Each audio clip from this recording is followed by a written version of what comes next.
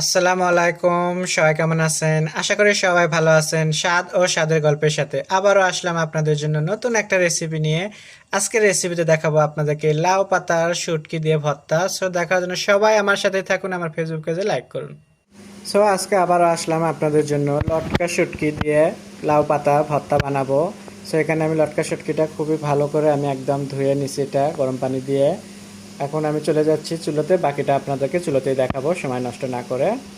So আমি চলে আসলাম চুলোতে, এখানে একটা প্যান বসায় দিচ্ছি দেখতেই পাচ্ছেন, আর দিয়ে দিচ্ছি সর্ষের তেল, সাথে দিয়ে দিচ্ছি পেঁয়াজ কুচি, রসুন আর হালকা দুটা লাল মরিচ, সাথে দিয়ে দিচ্ছি আমি একটু নুনটা দিয়ে এখন আমি এটাকে একটু ভালো করে ভেজে নেবো এভাবে।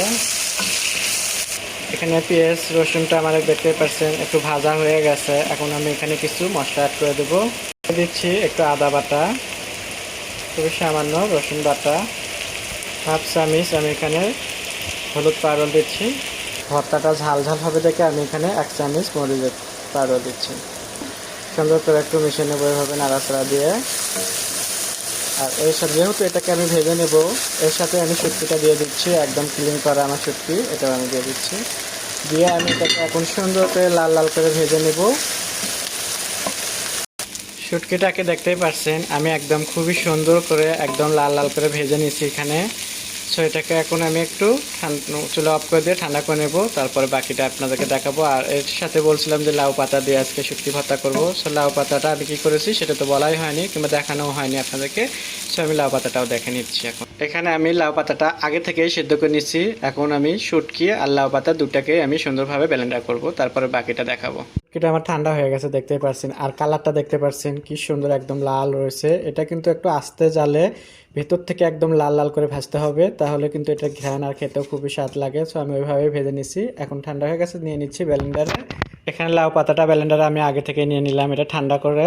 তারপর এটাকে ভালো করে আমি চেপে নিচ্ছি যেন পানিটা না থাকে এখানে, সেভাবে কিন্তু আপনারাও নেবেন। নিয়ে এখন আমি শুটকিটা অ্যাড করে দিচ্ছি এখানে, দিয়ে খুবই ভালো করে ব্লেন্ডার করে নেবেন। নিয়ে তারপর বাকিটা আমি দেখাচ্ছি। নিয়ে নিলাম ব্লেন্ডারে, এটাকে এখন খুবই ভালোভাবে একটু ব্লেন্ডার করে নিতে হবে। সো দেখতেই পাচ্ছেন আমার কিন্তু ব্লেন্ডার হয়ে গেছে, আর লাউ পাতা শুটকির ভর্তাও কিন্তু হয়ে গেছে। এটা কিন্তু আর কোনো দরকার নাই চুলার উপরে দেওয়ার, একদম এত টাইট হয়ে গেছে এটা শুকনো। সো এটা কিন্তু কোনোভাবেই চুলার উপর দেওয়ার কোনো প্রয়োজন মনে করবেন না। আপনারা দেখতেই পাচ্ছেন এত সুন্দর হয়েছে ভর্তা ব্লেন্ডারে। সো আপনারা খামাখা আবার চুলাতে দিয়ে যাবেন এটাকে নষ্ট করার জন্য। সো এটার কালারও খুবই সুন্দর হয়ে গেল আমার লাউ শুটকি ভর্তা, লাউ পাতা শুটকি ভর্তা। সো এখন আমি এটাকে বাটিতে করে নিয়ে নিচ্ছি। সো আমার হয়ে গেল লাউ পাতা শুটকি ভর্তা। আশা করি আপনাদের ভালো লাগবে। আপনাদের যদি ভালো লেগে থাকে স্বাদ ও স্বাদের গল্পের সাথে থাকবেন, বেশি বেশি শেয়ার ও কমেন্ট করবেন। আগামী নতুন নতুন ভিডিও দেখার জন্য সবাই আমার সাথে থাকবেন।